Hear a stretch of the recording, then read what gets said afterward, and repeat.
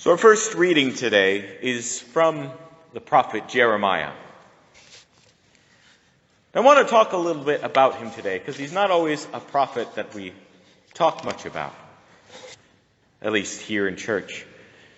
And part of that is probably because, Jeremiah wasn't exactly a happy guy. In fact, he was a pretty miserable guy. And in the eyes of the world, Jeremiah's life was an utter failure. Nobody listened to him, and his life ended that he was arrested and exiled by his own people. And, we don't really know what happened to him, but he probably died at least in exile and probably imprisoned somewhere. But to give a little context for him, Jeremiah lived at a time when Israel was a kingdom, but had divided into two kingdoms. And he lived in the southern kingdom. And the little kingdom of Israel was surrounded by all these great, powerful nations and kingdoms and empires. The kingdom of Israel was never comparatively that huge and powerful of a kingdom. But it was a highly contested area because it was placed strategically, Israel was, kind of at this place that was a major crossroads of the world. Of all the major ancient civilizations and cultures and nations, there was a number of major trade routes that went right through Israel. A very strategic location on God's part, I would say. It's like he knew what he was doing in this work of salvation. But anyways, he lived in a time when there's these warring empires, and then there's some of the big players are the empire of Assyria, who conquers the northern kingdom of Israel, and the empire of Babylon. And at this time, the little kingdom of Israel is sort of the vassal state of the empire of Babylon. They exist at Babylon's mercy.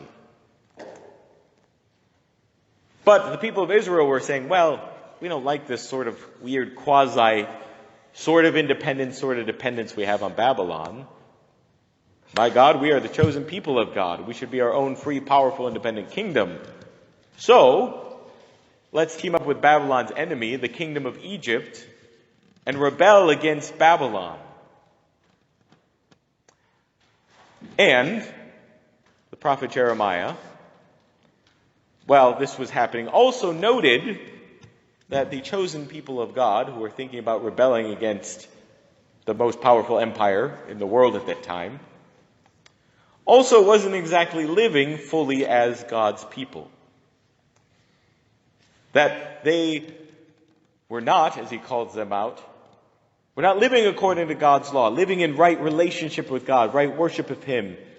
Both that they would run off to other gods or religions that seemed fascinating and novel, and they weren't caring for the poor and for the widow and orphan. That there was much injustice and oppression that was going on, and prostitution and other things. So Jeremiah calls them out. He says, first of all, I've been praying and talking to God and also just looking at this logically, and it seems like if you go up against Babylon, you're going to be destroyed. And by the way, you should care about the things that God cares about. To look to God and live rightly in relationship with him. Repent and turn away from your ways. Fight against injustice and oppression. Don't be an agent of it. To work for good and live according to God and his ways. And that is more important. And not to live with this mentality that since you think you're the chosen people of God, you are the chosen people of God, but since you think you have God living in your tabernacle, in your little local parish temple, that we don't have to do anything else. God doesn't care how we live. He'll forgive. And unfortunately, that mentality that existed thousands of years ago somehow is a nasty habit of to creep up again and again throughout the ages. Throughout the Catholic Church, all throughout history and unfortunately even into our modern times that there's been people of important positions in the church who think they can live however they want and do whatever they want regardless of the consequences or without regard to consequences. And so Jeremiah calls them out and says, hey, no, live according to what God, the way you live matters. God cares that you live rightly and justly, that you love your neighbor and care for the poor and care for the widow and the orphan. All these laws that God gave us in the Old Testament aren't just a bunch of rules to follow, but so we know how to live rightly, so people don't fall through the cracks, so the poor are cared for, so we offer right worship to God, so we live in right relationship to Him because that matters. Of course, people didn't want to hear that at the time. That Jeremiah was accused of treason. That basically you're going against the government, you are unpatriotic, you don't care, you need to support the war effort, not be discouraging people from it. So what you're saying, we don't want to hear right now. And so Jeremiah, of course, is arrested and brought to trial and so forth. And that brings us to the prayer that we hear today. It's this sort of long lamenting prayer of Jeremiah. And oh, by the way, before I get to that, I should say when Jeremiah was called by God to call out, to rise up and be a prophet, God said to him, I will make you strong and you will go forth. I have chosen you from the beginning. Which is a beautiful, encouraging thing. And then he goes on to say, and oh, by the way, Jeremiah, they're probably not going to listen to you. In fact, you probably will fail. But go do it anyways. Talk about an encouraging word from God. And so he goes, and his life ends, well, seemingly in failure and misery. And we hear in his lament today, his prayer that, what we didn't hear in the reading today, but earlier he says, you duped me, O Lord, and by you I let myself be duped. I said, sure, I'll go preach for you, but now I've been pulled into this mess. And he says, I even tried to stop preaching your word. But there's something about it that he knew he couldn't stop. He knew no matter how hard it was, that he knew he was in the right and grounded in truth and grounded in prayer and grounded with God. And for his own integrity, he had to speak. And he says, I tried to hold in your word, O Lord, but it burned like a fire within me, and still I had to speak. And they're now whispering terror on every side. But at the end of it all, the Lord is my champion. And I have to be faithful to that. And then ultimately Jeremiah's message to the people of Israel was, look to God for your salvation. Don't look to Egypt to save you. Because, oh, by the way, people of Israel, if you remember our story, we have a bad habit of looking back to Egypt when things seem to be getting rough. If you remember the story of the people of Israel in the desert, as they're going forth, they don't get very far out of years of oppressive slavery, and they start finding their freedom wandering in the desert, and all of a sudden they're like, hey, maybe it wasn't so bad. We should go back to Egypt, to our flesh pots in Egypt. At least there we had some food. And isn't that the way, our sinful human tendency, to go back again and again to the things that end up binding us and enslaving us, because we're at least familiar with them. But that he says, people of Israel, God is your salvation, and you're to look to Him. Don't to look to these things of the world. Don't look to being concerned with the things of the world more than what God cares about. But look to Him and be faithful to that.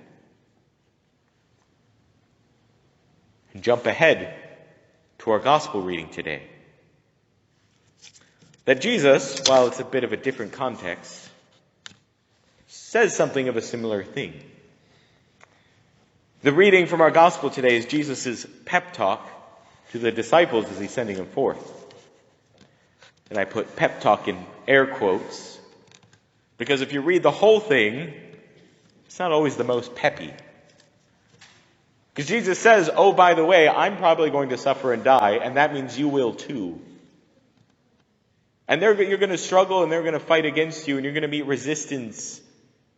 But go do it anyways. Because at the end of it all, know how precious you are in the eyes of God.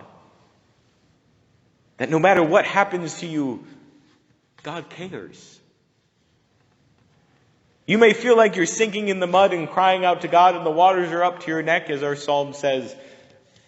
And feel like you're crying out to God to the point that your throat is parched and He can't hear you. But God is with you and does hear you. That not even a single sparrow falls that He doesn't notice. And you are worth more than many sparrows. That even the hairs on your head are numbered. Which I know for me isn't too hard for God to number. The hairs on my head. But it's not many there. But that He is with you. And that to be faithful to God in the end, no matter how hard it is in this world, to look to God for your salvation, not anything in this world to save you, and to be faithful to that. That's what it's all about. Looking to God, who's our mighty champion, Him to save us. For Jeremiah, while he lived, of course no one listened to him. The people of Israel went to battle with Babylon and were utterly crushed. And they lost everything. The temple was destroyed. They no longer had a king. They were exiled, banished from their homeland, the very promised land. But someone had written down Jeremiah's words. And the people said, maybe there's something to this.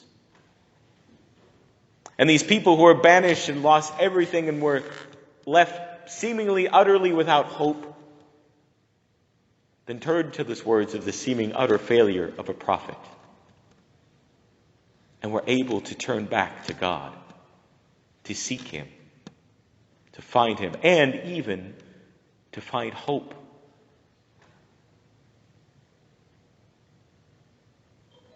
That we are called not to be successful, as Mother Teresa says, but to be faithful. That some accused Mother Teresa of Calcutta, they said, as she was striving to follow God's call in her life, which led to lots of tension, because it meant leaving the current order of sisters she was in to be called to this other mission. And some of those sisters were upset with her, because they felt like she was dividing their order, which was not her intention. And then people would see her work, and she'd pull someone off the streets to care for them, but someone who was already dying. And of the people she would pull off the streets, there was always so many more who were still out there dying on the streets. And said, Mother Teresa, what are you doing? Why do you care? Why do you try? Why do you bother? You're not going to be successful. You're not going to save everyone. But she said, I'm called not to be successful, but to be faithful. So we too are called to look to God, to be faithful to Him, and to look to Him as our salvation. To not look to things of the world to save us, but only Him. And everything then He calls us in being faithful to that. In proclaiming Him to the world and living for Him in the world. No matter what we face and what we struggle. Because ultimately it's Him who saves. And Him who ultimately loves and cares for us. And that's in the end what matters. To look to Him for our salvation and for the salvation of the world. Amen.